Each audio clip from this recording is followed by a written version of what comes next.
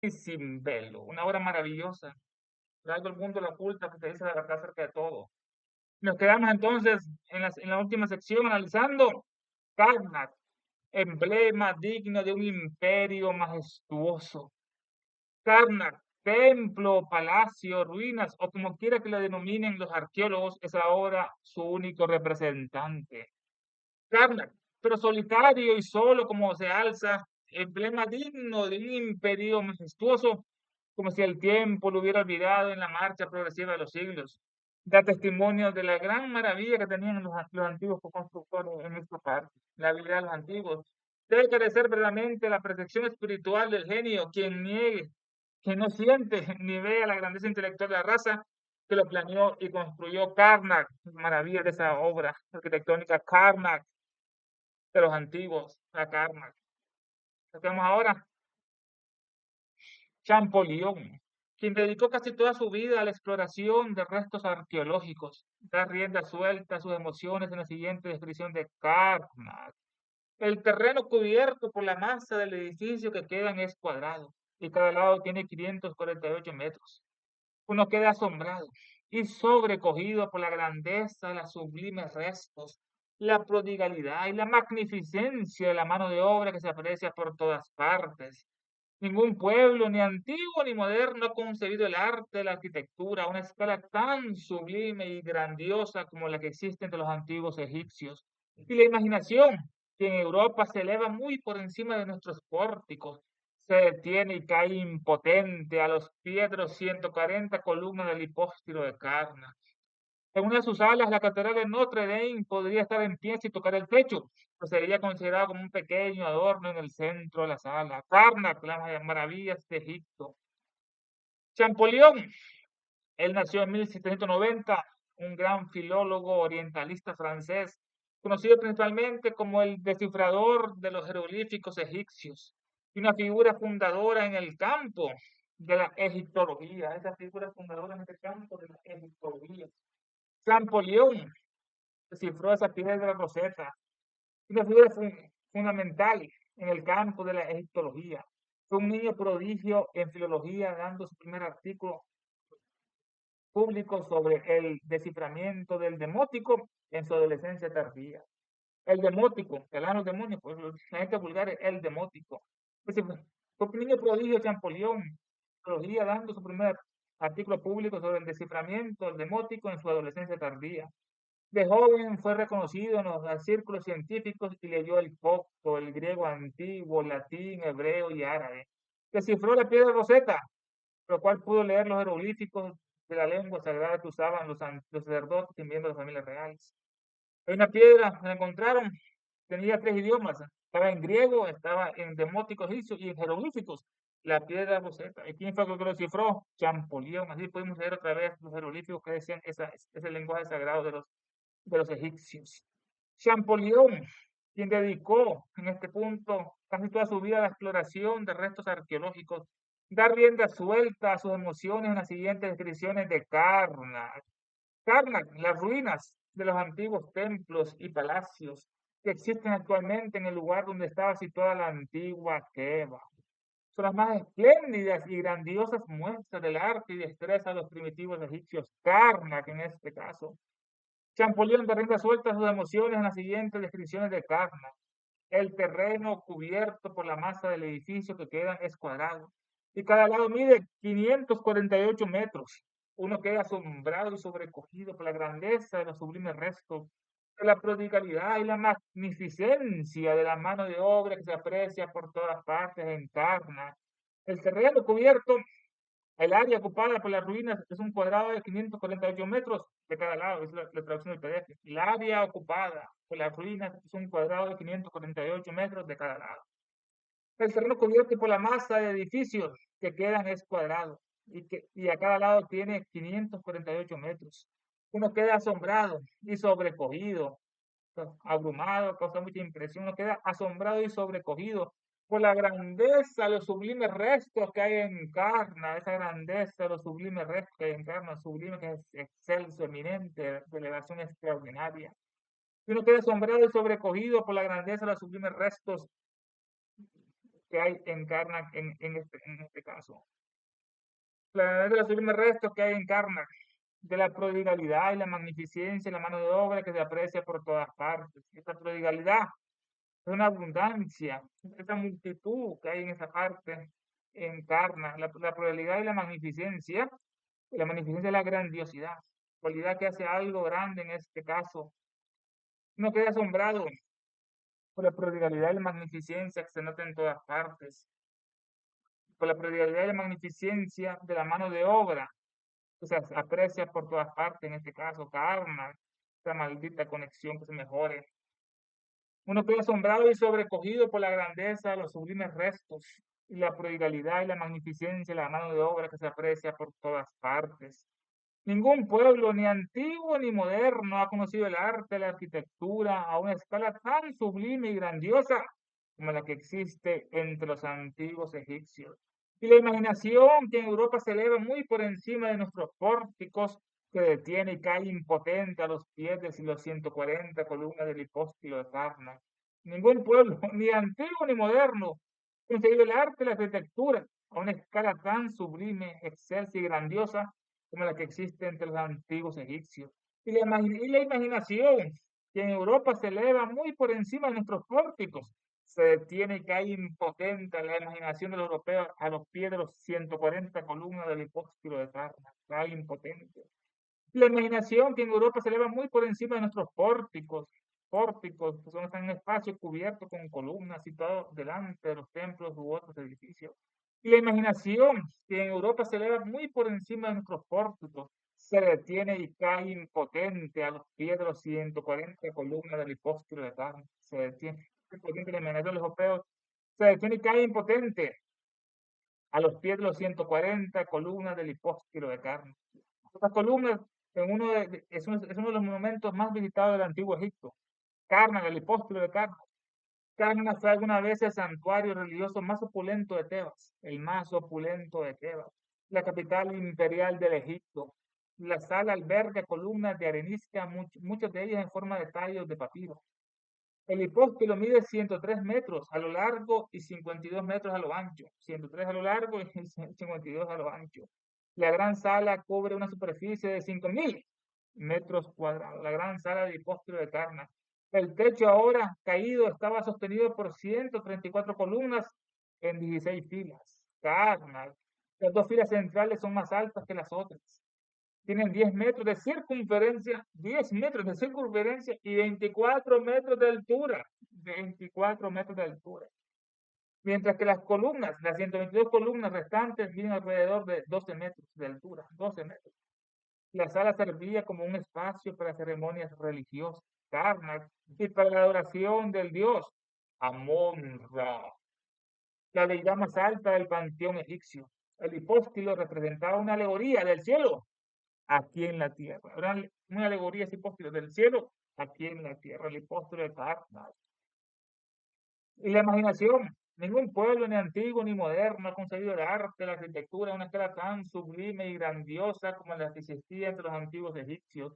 Y la imaginación, que en Europa se eleva muy por encima de nuestros pórticos, se detiene y cae impotente a los pies de los 140 columnas del hipóstilo de Karnak. El hipóstilo, que es literalmente hipóstilo debajo de las columnas, un hipóstilo, dicho de un edificio o recinto que tiene el techo sostenido por columnas, el hipóstilo de Karnak. En una de sus salas del hipóstilo de Karnak, la Catedral de Notre Dame de París podría estar de pie sin tocar el techo, pero sería considerada como un pequeño adorno en el centro de la sala. Un pequeño adorno en la sala. En una de sus salas de Karnak, la Catedral de Notre Dame, de Nuestra Señora, Notre Dame, Nuestra Dama. Esta se inició su construcción en 1163. Comenzó lo que es la construcción de la Catedral de Notre Dame y tiene una altura de 69 y 90 metros.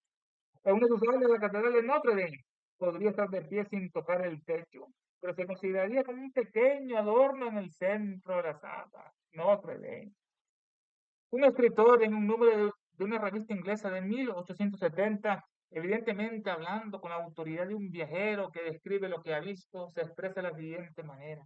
patios, salones, portales, pilares, obeliscos, figuras monolíticas, esculturas, largas filas de esfinges, se encuentran en tal profusión en Karnak, su visión supera la comprensión moderna. Su visión supera la comprensión moderna en este caso. Karnak, un escritor en un número de una revista inglesa de 1870, evidentemente hablando con la autoridad de un viajero que describe lo que ha visto, se expresa de la siguiente manera: patios, salones, salas, portales, galerías, son lugares normalmente con salas intercomunicadas, donde se exponen obras de artes, las galerías, patios, salones, portales, pilares. Los pilares sirven para conmemorar sucesos ocultos, los pilares de Egipto, y varios secretos esotéricos simbólicamente grabados en ellos. Es la verdad de los obeliscos y los pilares. Sirven para conmemorar sucesos ocultos y varios secretos esotéricos simbólicamente grabados en ellos. Esto es una práctica universal. De Enoch se dice que también construyó pilares. Enoch, el gran vidente Enoch. Así que este escritor, evidentemente, un escritor en un número de una revista inglesa de 1870, evidentemente hablando con la autoridad de un viajero que describe lo que ha visto, se expresa de la siguiente manera: patios, salones, portales, pilares, obeliscos, figuras monolíticas, los obeliscos, pilares de piedra muy altos, de cuatro caras iguales y terminados en una punta piramidal. Estos monolitos estaban muy en uso entre los antiguos egipcios y se hallaban cubiertos de inscripciones jeroglíficas, algunas de las cuales ocultaban importantes secretos y representaban los misterios de la religión egipcia, representaban los misterios de la religión egipcia en este caso. Cuando Cambises, el rey de Persia, llegó a Egipto se apoderó de él, le dijo a los sacerdotes que le explicaran lo que decían esos obeliscos. Los sacerdotes de Egipto se negaron. Y así Cambises mandó a matar a todos los sacerdotes y a todo obelisco que encontraron, los obeliscos. Todo esto, patios, salones, portales, pilares, obeliscos, figuras monolíticas, esculturas, largas filas de esfinges, como se miran en Karnak, esas esfinges maravillosas, se encuentran en tal profusión en Karnak que su visión supera la comprensión moderna. Que su vista no es bastante para que la mente los abarque, dice otra traducción. Todas estas bellezas encarna patios, salones, portales, pilares, obeliscos, figuras monolíticas, esculturas, largas filas de esfinges. Se encuentran en tal profusión encarna que su visión supera la comprensión moderna. Su visión supera la comprensión moderna. Que su vista no es bastante para que la mente los abarque. Dice Denon, el viajero francés: es casi imposible creer, después de verlo, en la realidad de la existencia de tantos edificios reunidos en un solo punto, en sus dimensiones, en la perseverancia decidida que requirió su construcción y los gastos incalculables de tanta magnificencia. Es necesario que el lector imagine que lo que tiene ante sí es un sueño, ya que es quien contemple los objetos en sí mismo cede ocasionalmente a la duda de que si está perfectamente despierto. Hay lagos y montañas dentro de la periferia del santuario. Estos dos edificios se han seleccionado como ejemplo de una lista casi inagotable. Todo el valle del Nilo, desde las cataratas hasta el mar, están cubiertos de templos, palacios, tumbas, pirámides, obeliscos y pilares. La ejecución de las esculturas excede todo elogio. La perfección mecánica con la que los artistas trabajan el granito, la serpentina, la brecha y el basalto es maravilloso, según todos los expertos.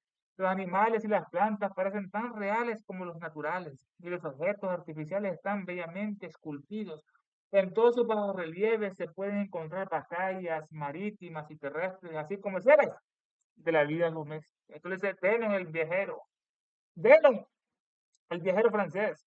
Denon nació en 1747, Dominique. Era un artista, dibujante, grabador, escritor de viajes, diplomático, viajero, dibujante, arqueólogo, pintor, político, historiador del arte, coleccionista del arte francés. Está considerado como un gran precursor de la museología, de los museos, la museología, la historia del arte y la egiptología, un precursor de todo esto. Él fue el primer director del Museo Central de la República, llamado Museo del Louvre, el primer director del Louvre. En 1798 parte una expedición hacia Egipto. donde logra hacer varios dibujos de los monumentos. Al visitar Dendera, el templo de Dendera Hathor, queda impresionado al ver el templo de Hathor, dibujando su famoso zodiaco, el zodiaco de Dendera. Yo no lo explico otra parte, el zodiaco. Ahí sabía exactamente en qué edad está el zodiaco por las constelaciones, cómo están los planetas. Y habían 11 signos zodiacales, no está todavía. Están unidos el escorpión todavía con Libra, Libra escorpión, hasta que se ocurrió la aparición de los sexos, eso lo simboliza el zodiaco. Así que fue a vender y quedó impresionado al ver el templo de Hathor. Dibujó su famoso zodiaco. Al volver de Egipto, reunió sus dibujos y notas, y redactó un relato e hizo grabar láminas, siendo más tarde publicado como Viajes al Alto y el Bajo Egipto, publicado en 1802. Se dedicó a Napoleón ese libro y causando una inmensa sensación de no. Redactó ese relato e hizo grabar láminas del Antiguo Egipto, siendo más tarde publicado como Viajes al Alto y el Bajo Egipto, dedicado a Napoleón y causando una inmensa sensación. Si se vieron el viajero francés, es casi imposible creer. Difícilmente se puede creer después de verlo.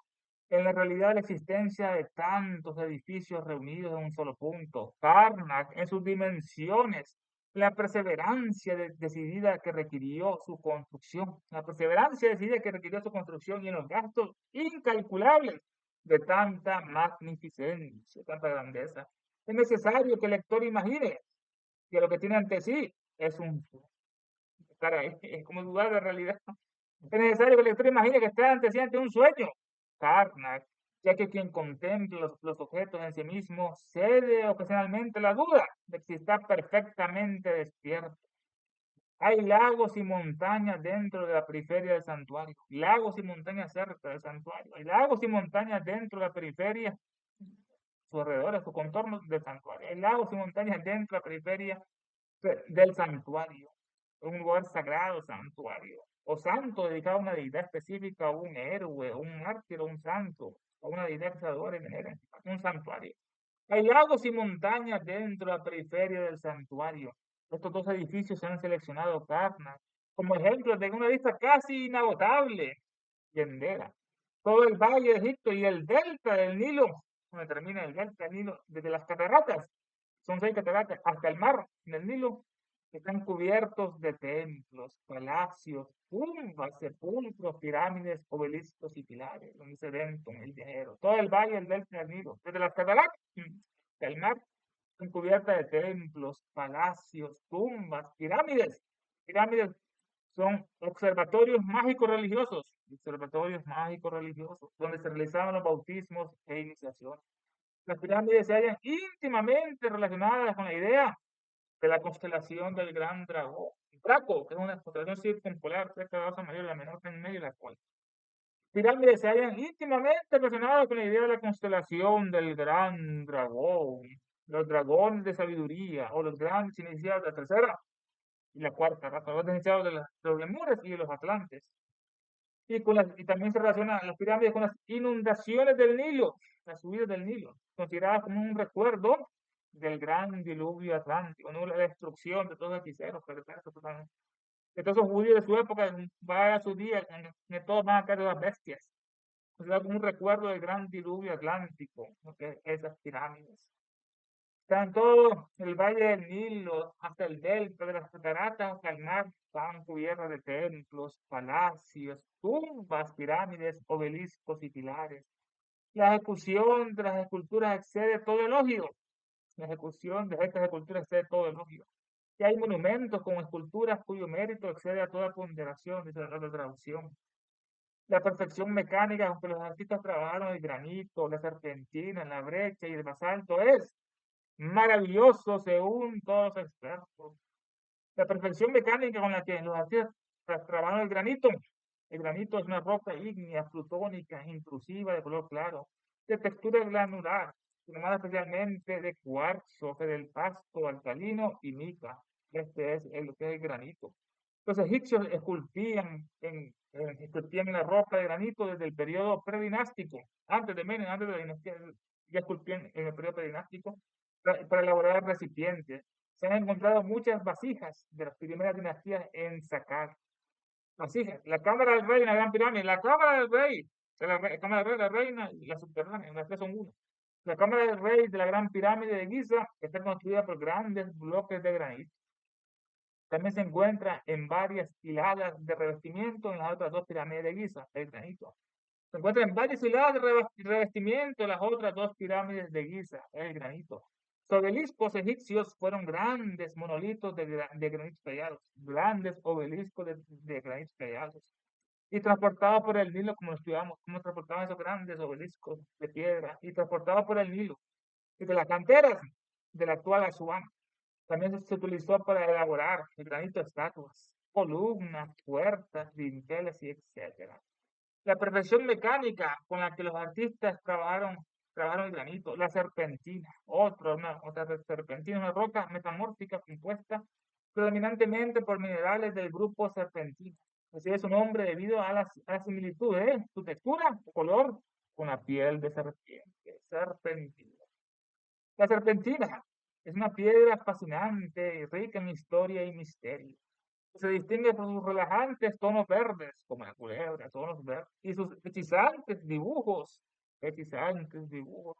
Se utiliza desde hace miles de años en diversas culturas por su belleza y sus propiedades protectoras y espirituales. Ya en el Neolítico se utilizaba para fabricar largas hojas de hachas, para ceremonias rituales y otros objetos decorativos, largas hojas de hachas, serpentinas. Los sellos cilíndricos de serpentina se utilizaban habitualmente en Mesopotamia, la cultura entre el Tigris y el Éufrates, entre el río Mesopotamia, sobre todo por los sumerios y por los asirios, usaban la serpentina para imprimir diseños o inscripciones en arcilla. Usaban ellos los sellos cilíndricos de serpentina, eran sus sellos, se utilizaban habitualmente en Mesopotamia, sobre todo por los sumerios y los asirios, para imprimir diseños o inscripciones en arcilla. Estos sellos se llevaban a menudo como amuletos y se utilizaban para autenticar documentos o mercancías. Es la auténtica, los documentos o mercancías, o sea, la serpentina, eso grabados.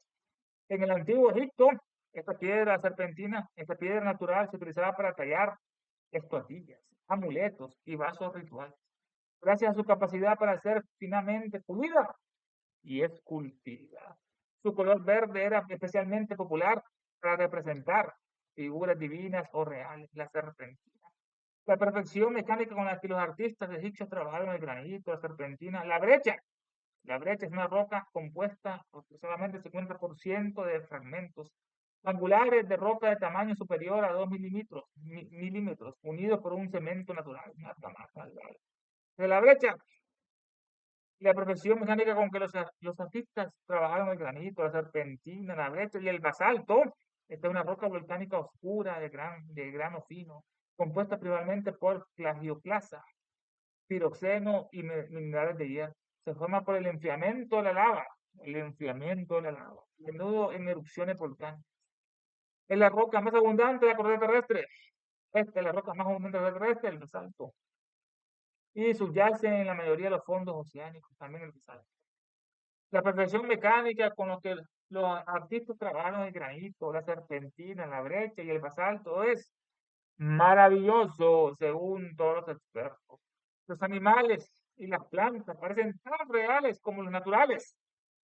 Y los objetos artificiales están bellamente esculpidos. En todos los bajorrelieves se pueden encontrar batallas marítimas y terrestres, así como escenas de la vida doméstica.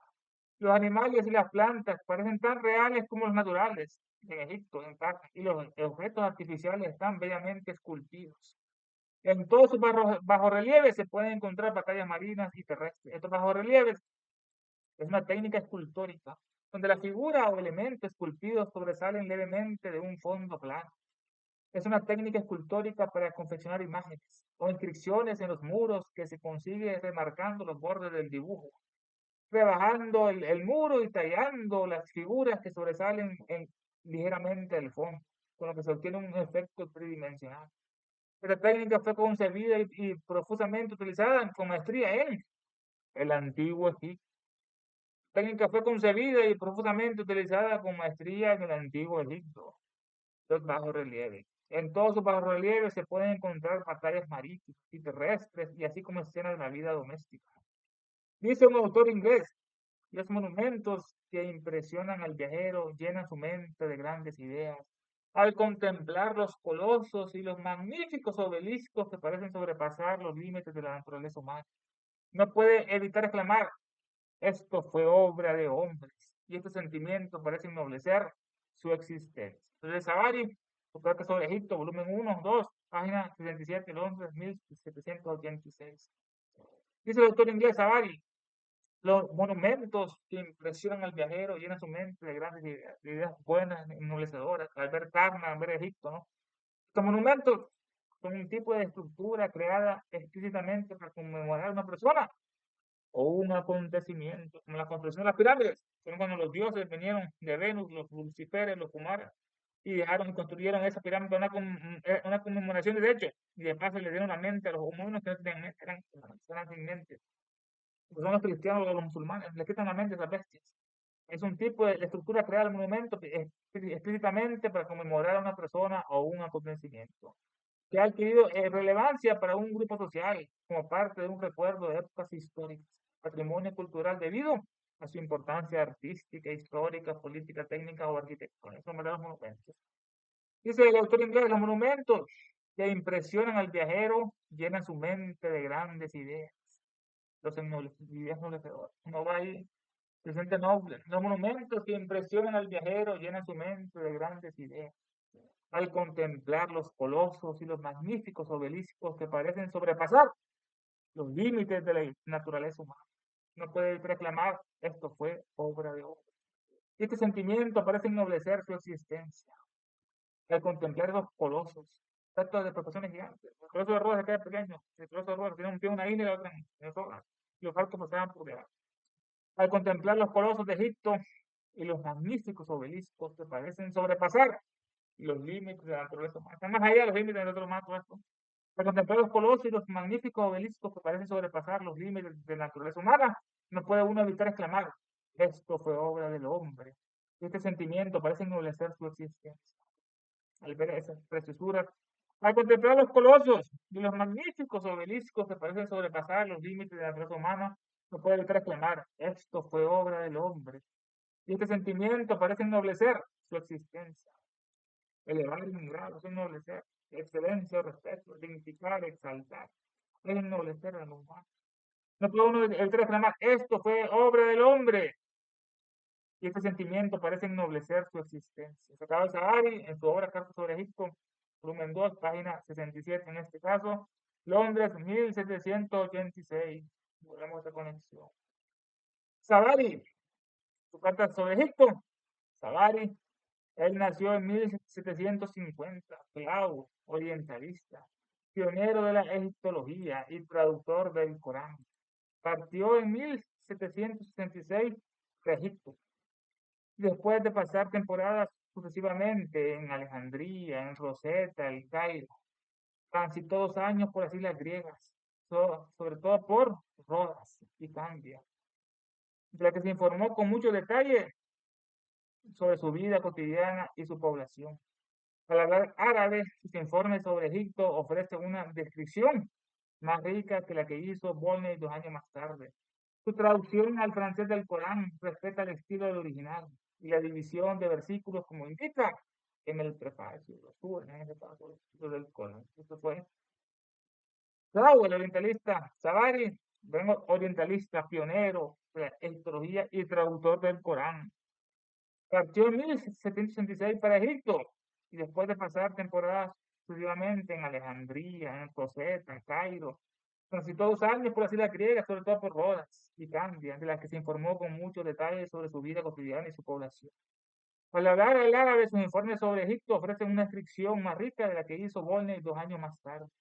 Su traducción al francés del Corán respecta al estilo del original y la división de versículos como indica en el prefacio. Ese fue.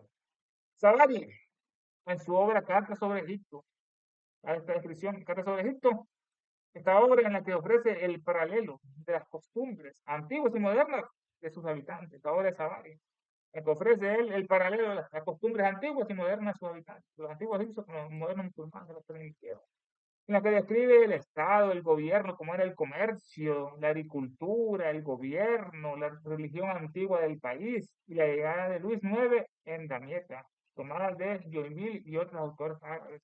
El libro abarca una amplia gama de temas, incluyendo la historia y la cultura de Egipto, el papel de la religión en la sociedad, los sistemas políticos y económicos y la vida cotidiana de la gente. Carta Savary, el inglés que dice esta hermosa frase, dice este Savary, inglés, los monumentos que impresionan al viajero llenan su mente de grandes ideas al contemplar los colosos y los magníficos obeliscos que parecen sobrepasar los límites de la naturaleza humana.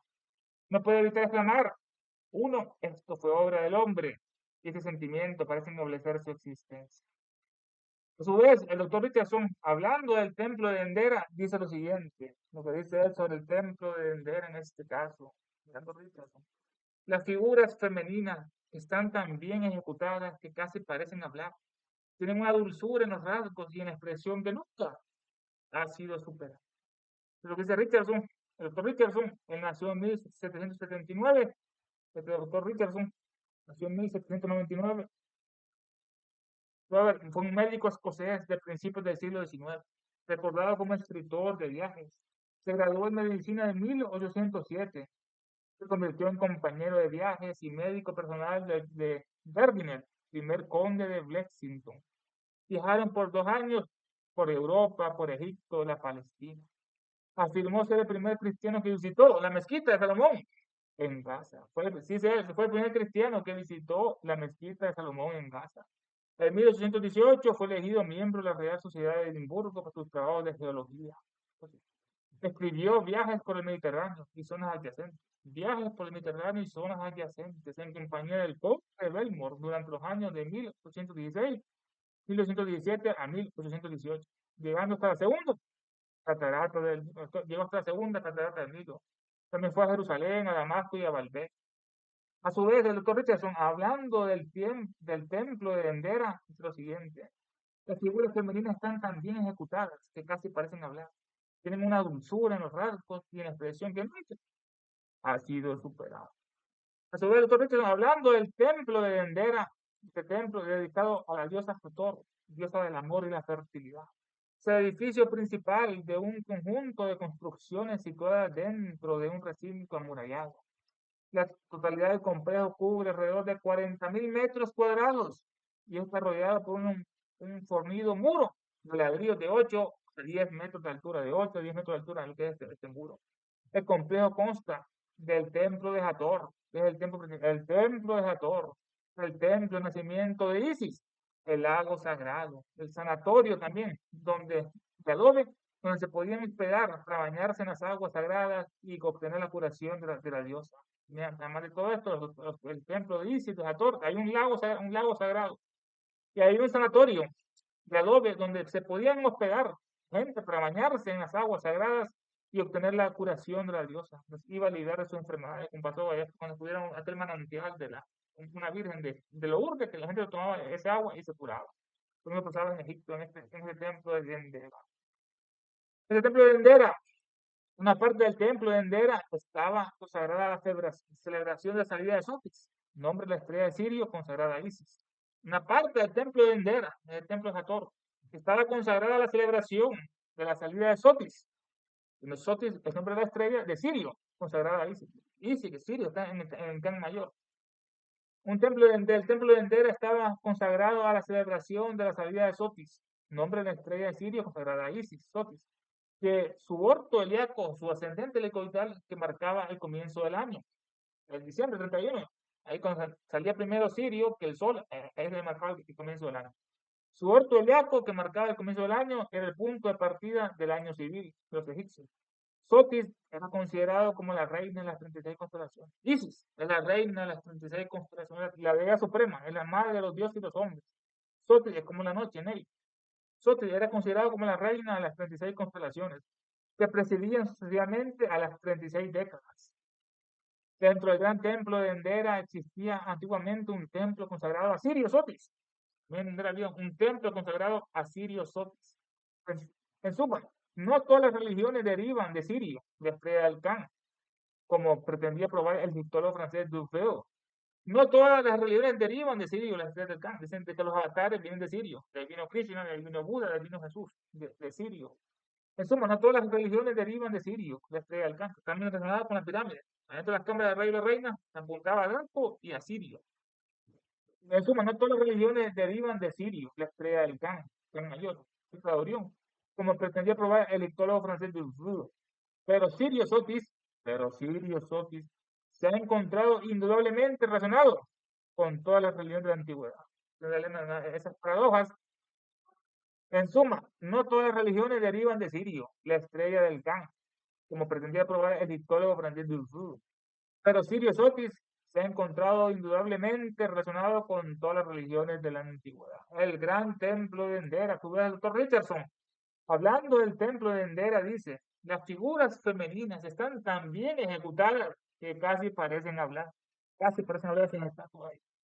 Tienen una dulzura en los rasgos y en la expresión que nunca ha sido superada. ¿No? Dice Richardson, hablando del templo de Endera, las figuras femeninas están tan bien ejecutadas que casi parecen hablar, tienen una dulzura en la expresión de los rasgos y en la expresión que nunca ha sido superada. No dice Richardson en esta parte acerca de ese templo de Endera, la escultura de esos egipcios tan maravillosa, tan bella, así nos dice el templo de Endera. Vamos al PDF, nuestro siguiente, la traducción. Si tal era el laberinto cuando lo visitó Heródoto, ¿qué sería la antigua Tebas, destruida mucho antes de la época del Samético, que reinó de 530 años antes de la caída del trono? Por entonces era Memphis la capital de Egipto, pues la gloriosa Tebas estaba ya en ruinas. Ahora bien, si nosotros solo podemos juzgar por las ruinas de lo que ya lo eran tantos siglos antes de Jesucristo, sin embargo nos dejan atónitos de admiración. ¿Cuál no sería el aspecto de Tebas en la época de su esplendor? ¿Cuál no sería el aspecto de Tebas en la época de su esplendor? Solo quedan de ella las ruinas de Karnak,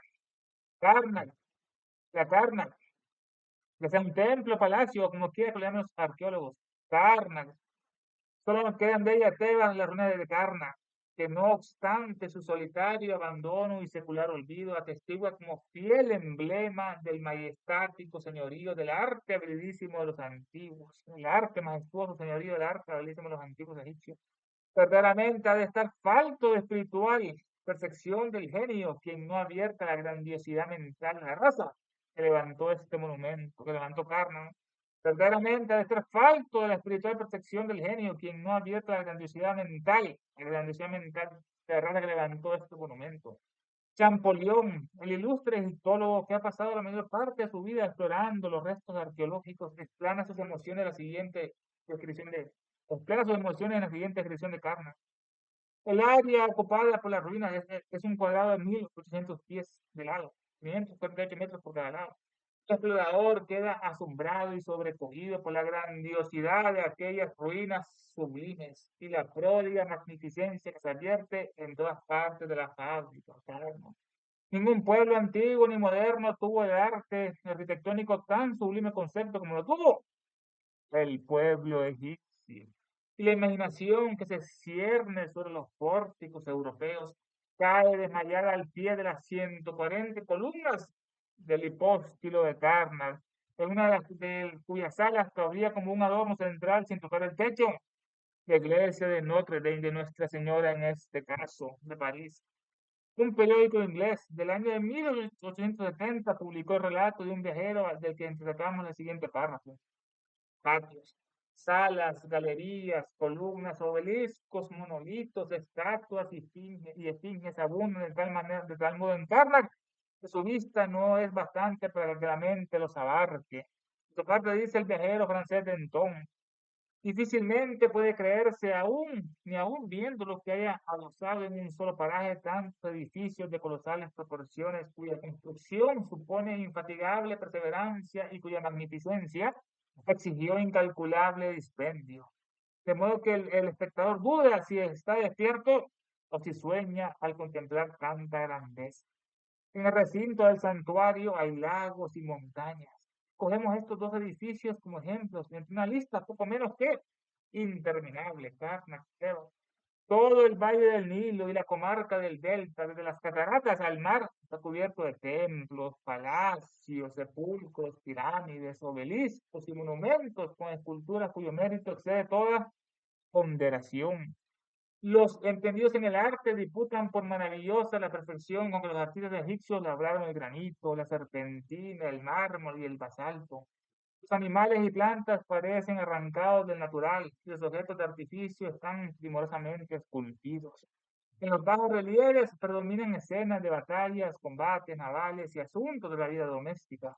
Savary añade sobre el particular: la vista de los monumentos sugiere elevadas ideas a la mente del viajero, que ante los soberbios y colosales obeliscos, cuya grandiosidad parece trasponer los límites de la potencia humana, no puede uno por menos que exclamar con ennoblecedora satisfacción: esto fue obra de hombres. Karnak, en este caso, Savary, en el caso sobre Egipto, dos.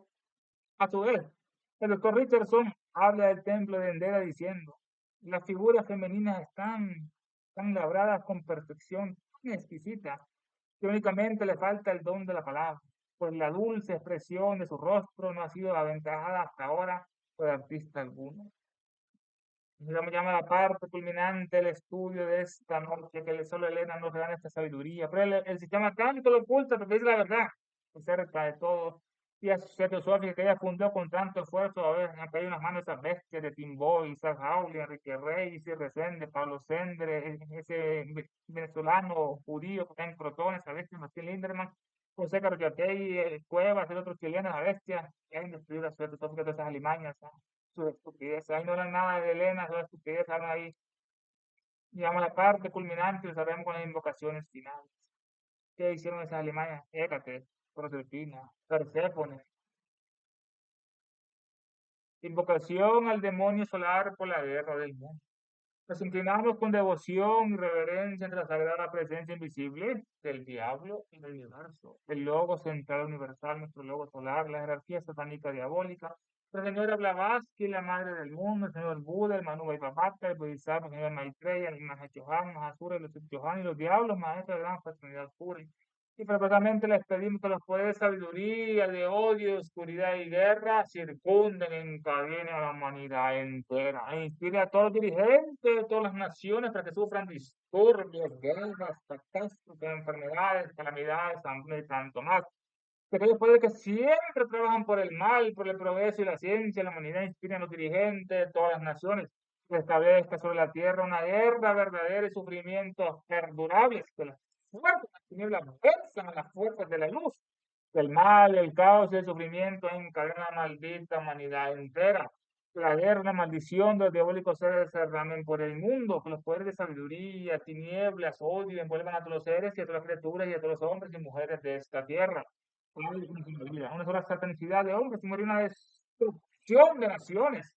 El espíritu de desunión y odio incompasivo que no conoce barreras se apoderen del planeta entero. Los grandes diablos maldigan y en los centros de la humanidad de 2025 y siempre, permitiendo a nosotros, veamos adelante, rendamos los niveles internos, servicio para el cual estamos más capacitados. Que así sea. Creo en Satanás, padre del mal y Señor nuestro, y en su Hijo, el Anticristo, nacido y engendrado de una santa Virgen Helena. Creo en el diablo omnipotente, padre del mal, destructor de todas las cosas y perturbador de los cielos y la tierra. Y en Anticristo, su único Hijo, que fue concebido por obra del Espíritu maligno y nació en una sacra y bella Virgen. Glorificada por los hombres, reinó sobre ellos. Subió al trono del Dios Todopoderoso y sentado junto a él, de ahí insulta a los vivos y a los muertos. Creo en el espíritu del mal, en la sinagoga de Satanás, en la comunión de los malvados, en la perdición del cuerpo, en la muerte de infierno perdurables. Del cielo cayó un lucero, su nombre, oh luz cósmica manifestada, oh unidad de la vida única, oh celeste Shukra resplandeciente, hoy manifestada conciencia proterva. Oh Fohat, indómito y etérico, oh eterno entre los eones, oh rayo prometeico mandantárico, que tu luz descienda hacia nosotros, que la fuerza se encienda, y que el gran Satán prevalezca. Para aquel que se sienta uno contigo, pero por lo tanto que no es uno con todos los demás. Despertad, criaturas dracónicas. Es hora de volver a la superficie. Él volverá. Es el fin de una era. Queremos justicia diabólica, pero no las. ¡Dios! Satanás es nuestro Dios. Nada nos faltará. La más que nuestra diosa, todo lo perderán. ¡Ah, Satán!